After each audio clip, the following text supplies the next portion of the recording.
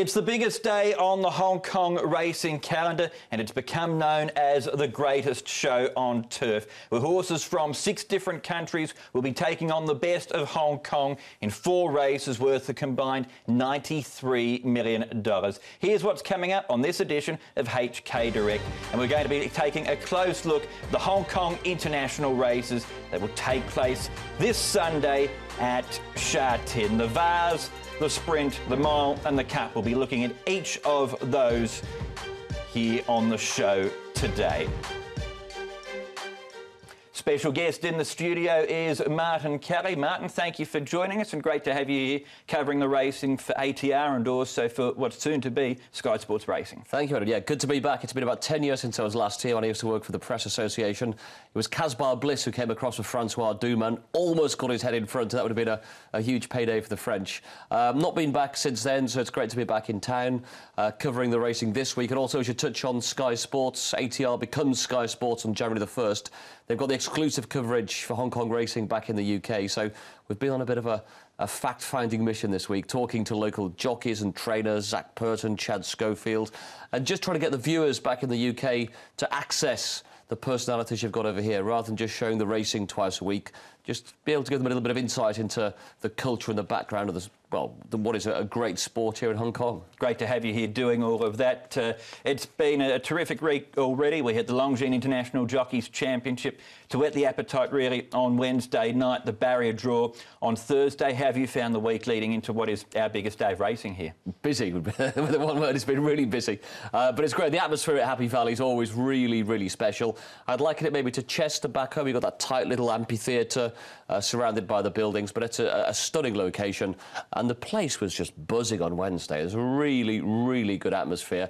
And hopefully we've captured some of that in the feature we've done to take back to the UK. And I guess a British win of sorts with Sylvester Chan, a 3-time British champion jockey, taking out the title on Wednesday night. Yeah, I did a piece with him this morning, actually, and he's in great form, Sylvester. I think that was a very important night for him as well, to come across and on that big night to be able to put in 2 wins and just show, I think, because we all know how good he is, but I think to prove himself on this stage and maybe show the local trainers and local connections just how good he is, and that he can go and beat Moreira and Purton in their home gardens and on their home turf. No pressure for today's show, but your job is to find the winner of the 4 international races coming up on Sunday. We'll go through them in race card order, starting off with the Hong Kong Vase. It's a race that the foreign contingent have a terrific record in, particularly the European horses. We're going to have a look at Mirage Dancer from the Sir Michael Stout stable. This is his most recent victory at Goodwood. Does he have the profile to you of the improving stout type of horse? He fits that mould to T. Edward. As you say, the Europeans have done well. I think 7 of the last 10 renewals of this race have gone to Europe. Stouty won it with Daliapour back in 2000. This horse, as you say, fits that Stouty improving mould. 11 starts for 3 wins, but in 8 of those runs he's been first or second, and Ryan Waugh's got a terrific record on him as well. I think he's had 5 rides for 2 wins and a couple of very close defeats. And you look through his form from this summer, I mean, this was a brilliant performance. Red Verdon we can see here in 2nd place. Mirage Dancer well on top in the closing stages. He was a little bit unlucky at Royal Ascot. He was only back in 5th place on that occasion. But a horse who he'd beat previously was 2nd. So the collateral form would tell you that at Royal Ascot things didn't go his way. He was brilliant that day. He's since come out and ran a good race back at Newbury, beaten by Young Rascal of William Haggis's. He could be a very good horse. He's got form with Best Solution from the Midsummer. Of course, we've seen him down in Australia, smashing up Group 1 races. So the form's all very, very solid. When he got beat at Newbury, ground conditions wouldn't have been ideal. The fast ground here, the good ground, will certainly suit him. The rains had fallen at Newbury that day. So it's an improver. He's arrived here in great form. I'm not a particularly good judge of track work, but I thought he looked magnificent out on the track yesterday. Stall 13's not ideal. I wouldn't be surprised to see Ryan maybe push forward from 13 and get a good position, but I think Mirage Dancer is one of the bets of the evening. You mentioned Ryan. Do we read into the booking as well, too, that he's on this horse rather than the Coolmore Ballydoyle horse in Rostropovich? I think it's a significant marker. It's only very rarely that he would get off one. I mean, he's got the association with Sir Michael Stoute going back to workforce in the Derby and the Arc, and Sir Michael's been a great patron of Ryan's. They've got a very close relationship, and there probably is a bit of significance that he's jumped from one to the other. Let's continue our look at the European horses shortly, but we're going to hear from Sylvester Chan, who trained Sadler, and I caught up with him at track work earlier this week. He looks very well, yeah. He's still got his summer coat there, and he's very happy, relaxed, travelled well. Things couldn't be better that way, yeah. Hasn't won for a couple of years, but when you look at his form, he's run some great races, as you say, in the Arc. He gave Cracksman a real run for his money. Epsom. He looks, from what I've seen, like a very honest, competitive type of horse. Tough, honest horse. He's always been running in the top races. We sacrificed a win going, taking on a lesser race because we prepared him for the races that the owner wanted to go for, and he's actually ran commendably really every time without actually putting his head in front. So it's not his fault he hasn't won. It's our campaign with him. You know what the European opposition is like. What do you make of his chances for Sunday? He's got form to make up in the French horse and some of the others, but look, he's in great form. Hopefully everything suits him, and he should run a good race again. Thanks to Sylvester Chan for his time there. Sadler, not a prolific winner, but looks very honest and always makes his presence felt. He does, yeah. If you take the Cracksman form literally from the Coronation Cup, you'd have to have a big say, but Cracksman wasn't at the races at all that day and just got up to nail him. He's only won 2 races, this horse, in his career, a maiden race and a novice race. He's not won since 2016. And there was a key line from Sylvester there that the owner likes to target the top races. He just falls below that Group 1 threshold. If you drop him down, he'd probably pick it up a Group 2 and a Group 3 here and there, but I think he just struggles at this level. And also Sylvester touching on the fact he's got form to make up with Valgeist. He's twice come against him this year, and twice he's finished in arrears. So when you look at the race there, 2 of the 4 British contenders in the race. There's also Red Vert and Prince of Arran. 3 from Ireland. You mentioned Valgeist from France. But overall, would you be going for Mirage Dancer? Mirage Dancer is well on top. I'm a big fan of Valgeist. I was a big fan of his going into the Arc. His win in the Prix Foy was a stunning win. He went past his opposition like they were standing still, but he was a little bit unlucky in the Arc. He got checked in the run. He was disappointed, though, in the Breeders' Cup, and I think that's a tough campaign to be prepped for an Arc, go to a Breeders', then come over here, especially on the back of a flat run. I know he's £2 clear on the ratings, but he's got the chance to be in with a big chance or a big shout. But Latrobe's the other one, Edward, for Joseph O'Brien. Irish Derby winner. Joseph is just dominating at the moment. He's a real talent. The horse dropped back to 1.25 miles in the McKinnon Stakes, over 2,000 metres down in Australia. Ran a marvellous race, coming back up in triple suit him. And talking to his part owner, Nick Williams, during the week, they're hoping he can go back to Europe next year and be an Arc contender at the back end of the season. So if they've got that much belief in his ability, I think Latrobe's going to have a big say as well. Great depth to the Vase, really looking forward to it. We'll move on to the sprint, though. I know you were tossing up between a couple here. Mr. Stunning, Hot King Prawn, the home side, looked tough to beat in the race. Who did you land on for it?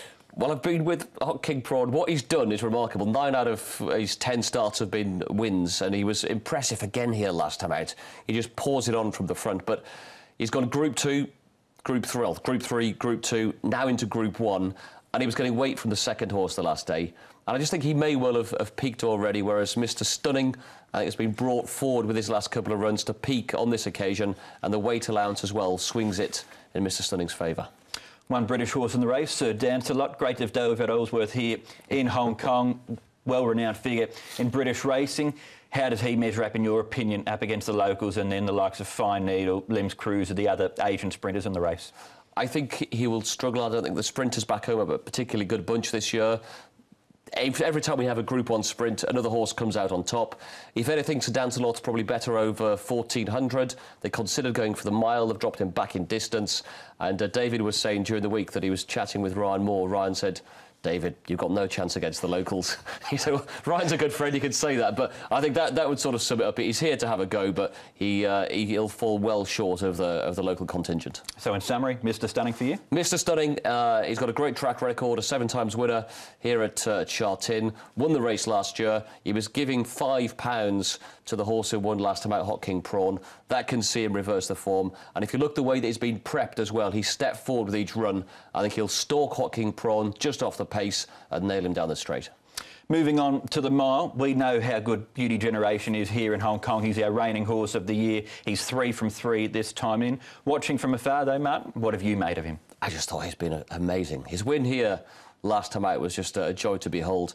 We'd been talking to your former colleague John Blance about him before his previous start, and we'd looked back at the tape, and I was just really taken with the speed and the pace this horse has got. So I got up early to watch him on his most recent start, and he was just incredible. I know he's hung down the straight a little bit, but John Moore's saying during the week that he does have the tendency just to race with his head off slightly. John said, again, the preparation's been ideal. He's come forward with each run, and to smash the track record the way he did last time out, forfeiting the ground he has by looking left, I think he looks a real weapon. And when you look on the world scale, how good he's rated as well too. Winks, Poet's Word, Roaring Lion, Cracksman. They're the 4 horses in the Longines World's Best Racehorse rankings that are ahead of him. That is top-notch company, the best there is, really. Yeah, he's sitting there at the very top of the tree, and it'd probably be, I mean, Abel Friend, a legend of a horse in this part of the world. I think he's right up there with that sort of status. What about Beat the Bank as far as a British point of view is concerned here? Well, he was lucky not to be a Royal Ascot winner. He got checked in the run at Royal Ascot. Maybe should have won the Queen Anne. He's since come out and won the Summer Mile. He's also won the Celebration Mile down at Goodwood. He'd be a contender, but when you're up against what I consider to be the best miler in the world, he's only playing for the places.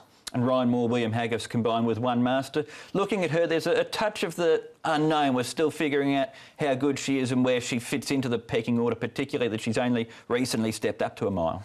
Yeah, she's very lightly raced, and we've seen with CF Class this year just how good William is with these very lightly raced fillies. He never runs horses in races in which they're not entitled to be in. So the fact that he's here and she's here, I think it's a big tip in herself. I mean, you could look at her form 2 ways since she won a Tipperary Group 3 a couple of runs back, but since then she's won the Forey, albeit fortunately with Freddie Head's horse down the inside getting no run. But it was a good run last time out of the Breeders' Cup, finishing 5th over the mile in behind Expert Eye. She's very much unexposed, and if she was to come out and put up a big performance, it wouldn't surprise. But again, against the world's best miler, not this time. Let's move on to Hong Kong's richest race. It's the Hong Kong Cup. Back we go to the touchscreen. Japanese horses have won 2 of the last 3 renewals of this race with Asian Hikari and Morris. We're going to look at Deirdre back here. This is her most recent performance. If I can draw my circles properly there, Martin. This is her most recent performance in the Futu Him, but she's travelled before, performed creditably in Dubai, and you're quite keen on her as well. I am. For an English punter, the Japanese form's often quite hard to get a handle on, but I really liked her. Her run, as you touched on in Dubai, was really, really solid, finishing 3rd to Ben Battle, who's got the form that ties in with Winks. So, again, that's pretty solid. She was drawn out wide in 13 in Dubai, but stayed on quite nicely. She's a horse who doesn't really quicken. She just grinds it out, but you can see there that she lengthens all the time and is well on top. And that particular run, her last time out, has worked out extremely well. The second horse has come out and won the Group 1 in the QE2 Cup. The time of that race was particularly good. And so long as she gets a pace to aim at, she's got that nice long straight here to unwind and really sort of find her feet. So I think she's got to be tough to beat. You mentioned the second horse, Lise Grischer, who runs in the Vase earlier on, so we will get a guide as to how that form stacks up earlier on in the day. Her and Sungraze are looked to be the main Japanese horses in the race. Was it tough for you to split them, or were you quite taken overall by Deirdre here? I'm just quite taken with her last couple of wins, particularly the run last time out and the way that form stacked up. Let's get to the European contingent, only one to focus on, and that is Stormy Antarctic. Before we get your thoughts, though, let's hear what Ed Walker had to say about his charge. Yeah, he's a much more straightforward horse now that he's gelded. He was still a colt when we brought him here last time, and you know, he's travelled a lot this year. He's pretty experienced now, so he's taken it really well. His weight's good. He looks great. Gary's done a great job with him, and everyone's happy. Last time he came out here was for last year's Champions Mile. You've come for the Cup this time. Why have you picked this race for him? Yeah, last time was a disaster, to be honest. The blinkers. He was still a colt. You know, he's two bits of kit that he'll be missing on Sunday that he had last time, and that's you know, his manhood and his blinkers. So like I say, he's a much more relaxed horse. I think 10 furlongs on faster ground is ideal for him now that he's settling so well. He stayed the trip well in Germany this year. It was only his second start over 10, and we're very, very hopeful. He's been super consistent all year. He hasn't put a foot wrong. He deserves to win a big one. You know, whether it'll be on Sunday, I don't know. It's obviously a very competitive race, but I think for a Hong Kong Cup, you guys would know better than me. But I think you know, it's not the strongest. I think would be fair to say. You know, there's some good horses in there on their day, but I don't think there's a standout superstar that we have to beat. So I think he'll run a big race, and we're very hopeful. Martin, no manhood, no blinkers for Stormy Antarctic. Is that enough to see him winning here? Well, it would cap a remarkable 2018 for James Doyle. Ed Walker at the start of the season said to his staff, we've got 2 aims this year. One's a Royal Ascot winner. They've ticked that box. The other one's a Group 1 winner. This is the last opportunity for them to do it. He's a horse who had a massive reputation as a 3-year-old. He blitzed the Craven Stakes at Trial for the Guineas by 7 lengths. Gelding him last year has made him much more consistent. He's picked up a Group 2 and a Group 3 in Europe this year, but there's probably the key, Group 3 and Group 2. Although it's maybe not the strongest cup, as Ed touched on there, I do think he might struggle. And the one thing that I think is the big counter-argument against him is the ground conditions. He's a horse who's never won on anything better than good to soft. He's better suited by a bit of ease in the ground. He could well be a Group 1 winner next season in Europe on softer ground conditions, but with the track as it is, I don't really fancy his chances. So there's a day for him, a big day for him. Undoubtedly, yeah. He's a really good horse. He's been a testament to Ed's training career so far. He is very consistent. He could well step up, but the ground conditions for me just aren't going to be ideal. OK, so Deirdre's your tip? Deirdre on top, yeah. OK, so Deirdre the one in the cup for Martin then. That wraps up things on HK Direct. Can't wait till Sunday for the greatest show on turf. Coverage starts at 11:55 to tune in with the trackside team. The first race is due off at 12:25, and the big ones, the Vase, the Sprint, the Mile and the Cup of races 4, 5, 7 and 8. For more HKIR coverage, go to the website and also go to Twitter. But that's it for the show. Martin, thanks for joining us. We'll see you Sunday. Good to be here, yeah. Very much look forward to it. Can't wait for Sunday. It's going to be a cracking day at Sha Tin. We hope to have your company for the Turf World Championships.